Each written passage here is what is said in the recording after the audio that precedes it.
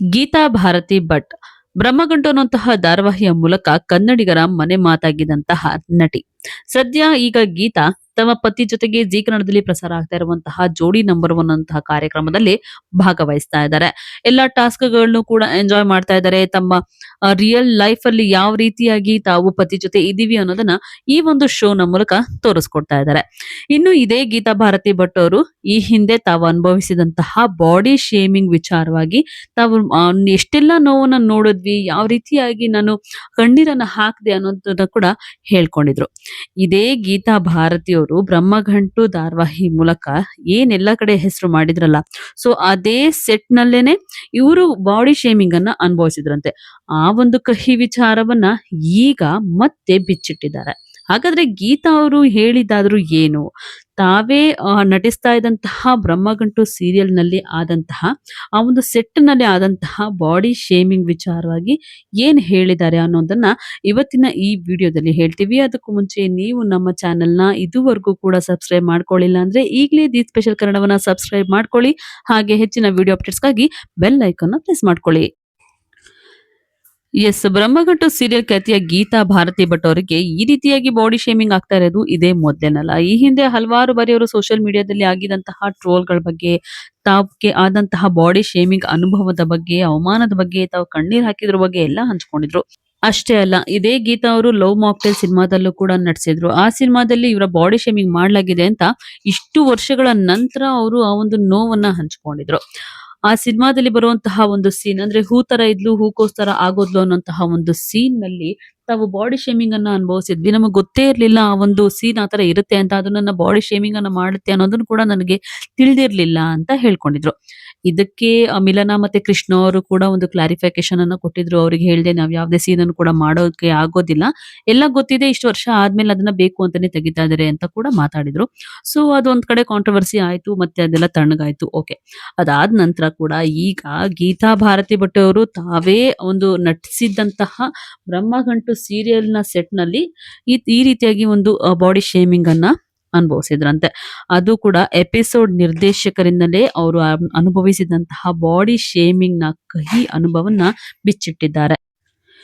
ಇನ್ನು ಸಂದರ್ಶನವೊಂದರಲ್ಲಿ ಮಾತಾಡಿರುವಂತಹ ಗೀತಾ ಅವ್ರು ಏನ್ ಹೇಳಿದ್ದಾರೆ ಅಂತಂದ್ರೆ, ಬ್ರಹ್ಮಗಂಟು ನಂತರ ನನ್ನ ಲೈಫ್ ಚೇಂಜ್ ಆಯ್ತು. ಕಾಮೆಂಟ್ಸ್ ಬರೋದು ಸ್ಟಾಪ್ ಆಗ್ಲಿಲ್ಲ. ಅದರ ಜೊತೆಗೆ ಒಳ್ಳೆ ಕಾಮೆಂಟ್ಸ್‌ಗೂ ಮತ್ತೆ ಅಪ್ರಿಷಿಯೇಷನ್ಸ್ ಕೂಡ ಬರೋದಕ್ಕೆ ಶುರು ಆಯ್ತು.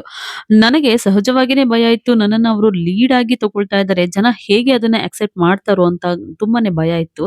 ಆದ್ರೆ ಜನ ಅಷ್ಟೊಂದು ಪ್ರೀತಿಯಿಂದ ನನ್ನನ್ನ ಒಪ್ಕೊಂಡ್ರು. ಆದ್ರೆ ಇವತ್ತಿಗೂ ಕೂಡ ಸೀರಿಯಲ್ ವೈಂಡ್ ಅಪ್ ಆಗಿ 5 ವರ್ಷ ಆಗಿದ್ರೂನು ಅದೇ ಹೆಸರಿನಲ್ಲಿ ಇನ್ನೊಂದು ಸೀರಿಯಲ್ ಬರ್ತಾ ಇದ್ರು ಕೂಡ ಜನ ನನ್ನನ್ನ ನೆನಪಿಸಿಕೊಂಡು ಪ್ರೀತಿಯಿಂದ ಗುಂಡಮ್ಮ ಅಂತಾನೆ ಮಾತಾಡಿಸ್ತಾರೆ ಅಂತ ಗೀತಾ ಅವರು ಹೇಳ್ಕೊಂಡಿದ್ದಾರೆ.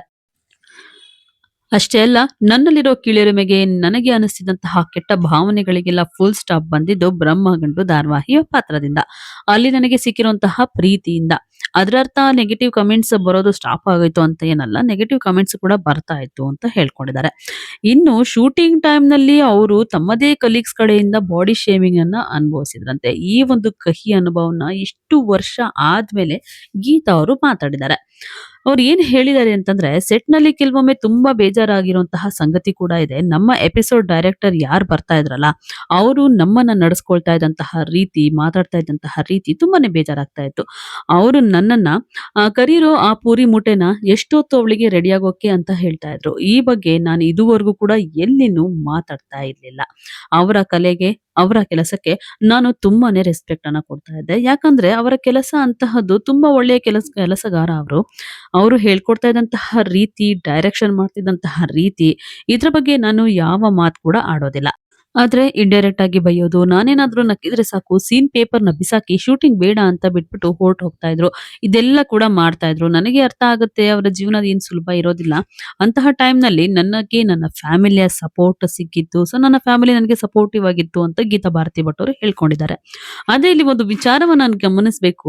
ಗೀತಾ ಭಾರತಿ ಭಟ್ ಅವರಿಗೆ ಬಾಡಿ ಶೇಮಿಂಗ್ ಆಗಿರೋದು ಇದೇ ಮೊದಲೇನಲ್ಲ, ಮುಂಚೆ ಕೂಡ ಆಗಿತ್ತು. ಆದ್ರೆ ತಮ್ಮದೇ ಆದಂತಹ ಸೀರಿಯಲ್‌ನಲ್ಲಿ, ತಾವು ನಟಿಸಿದಂತಹ ಸೀರಿಯಲ್‌ನಲ್ಲಿ ಅವರಿಗೆ ಬಾಡಿ ಶೇಮಿಂಗ್ ಆಗಿತ್ತು ಅನ್ನುವಂತಹ ವಿಚಾರವನ್ನ ಇಷ್ಟು ವರ್ಷ ಆದ್ಮೇಲೆ ಹೇಳಿದ್ದಾರೆ. ಆದ್ರೆ ಯಾರು ತಮಗೆ ಬಾಡಿ ಶೇಮಿಂಗ್ ಮಾಡಿದ್ರು ಅಂತ ಎಲ್ಲೂ ಕೂಡ ಅವರು ಹೇಳ್ಕೊಂಡಿಲ್ಲ. ಒಟ್ನಲ್ಲಿ ನಟ ಆಗಿರ್ಲಿ, ನಟಿ ಆಗಿರ್ಲಿ, ತಮಗೆ ಎಲ್ಲಾದ್ರೂ ಒಂದ್ ಕಡೆ ಅವಮಾನ ಆಗ್ತಾ ಇದೆ, ತಮ್ಮನ್ನು ನೋಡಿ ಇನ್ನೊಬ್ರು ನಗ್ತಾ ಇದ್ದಾರೆ ಅಂತಂದ್ರೆ ಆನ್ ಸ್ಪಾಟ್ ಅವರಿಗೆ ಉತ್ತರವನ್ನ ಕೊಡ್ಬೇಕು. ಈ ರೀತಿಯಾಗಿ ಎಷ್ಟೋ ವರ್ಷಗಳಾದ ನಂತರ ಅವಾಗೆಲ್ಲ ಚೆನ್ನಾಗಿತ್ತು ಸೀರಿಯಲ್ ಮಾಡಿದಾಗ, ಈಗ ಹೊರಗಡೆ ಬಂದ್ಮೇಲೆ ಈ ರೀತಿಯಾಗಿ ಆರೋಪ ಮಾಡೋದು, ಅವ್ರ ವಿರುದ್ಧ ಮಾತಾಡೋದು, ಹೆಸರು ಹೇಳ್ದೆ ಒಂಥರ ಅವ್ರಿಗೆ ಟಾಂಗ್ ಅನ್ನ ಕೊಡೋದು, ಈ ರೀತಿ ಎಲ್ಲ ಮಾಡಬಾರ್ದು ಅನ್ನೋದು ತುಂಬಾ ಜನರ ಅಭಿಪ್ರಾಯ ಆಗ್ತಾ ಇದೆ. ತುಂಬಾ ಜನ ಈ ಒಂದು ಸಂದರ್ಶನ ನೋಡಿದವರು ಕೂಡ ಕಮೆಂಟ್ ಅಲ್ಲಿ ಹಾಕ್ತಾ ಇದ್ದಾರೆ. ನಿಮ್ಗೇನ್ ಅನ್ಸುತ್ತೆ? ಗೀತಾ ಭಾರತಿ ಭಟ್ ಅವರು ಇಷ್ಟು ವರ್ಷ ತಾವು ನಿರ್ವಹಿಸ್ತಾ ಇದ್ದಂತಹ ಪಾತ್ರಗಳಿಂದ ಹೆಸರು ಬಂದ್ಮೇಲೆ, ಇಷ್ಟು ವರ್ಷ ಆದ್ಮೇಲೆ ಈ ರೀತಿಯಾಗಿ ಇನ್ನೊಬ್ರ ಬಗ್ಗೆ ನನ್ನ ಬಾಡಿ ಶೇಮಿಂಗ್ ಮಾಡಿದ್ರು ಅವರು, ನನಗೆ ಈ ತರ ಅವಮಾನ ಮಾಡಿದ್ರು ಅಂತ ಹೇಳೋದು ಎಷ್ಟು ಮಟ್ಟಿಗೆ ಸರಿ ಅಂತ ಅನ್ಸುತ್ತೆ? ನೀವು ಕೂಡ ಕಮೆಂಟ್ ಬಾಕ್ಸ್ ಅಲ್ಲಿ ಹಾಕಿ. ಹಾಗೆ ಈ ವಿಡಿಯೋ ನಿಮ್ಗೆ ಇಷ್ಟ ಆಗಿದ್ರೆ ಲೈಕ್ ಮಾಡಿ, ಶೇರ್ ಮಾಡಿ. ನಮ್ಮ ಚಾನೆಲ್‌ನ ಇನ್ನೂ ಕೂಡ ಸಬ್ಸ್ಕ್ರೈಬ್ ಮಾಡ್ಕೊಂಡಿಲ್ಲ ಅಂತಂದ್ರೆ ಈಗಲೇ ಸಬ್ಸ್ಕ್ರೈಬ್ ಮಾಡ್ಕೊಳ್ಳಿ.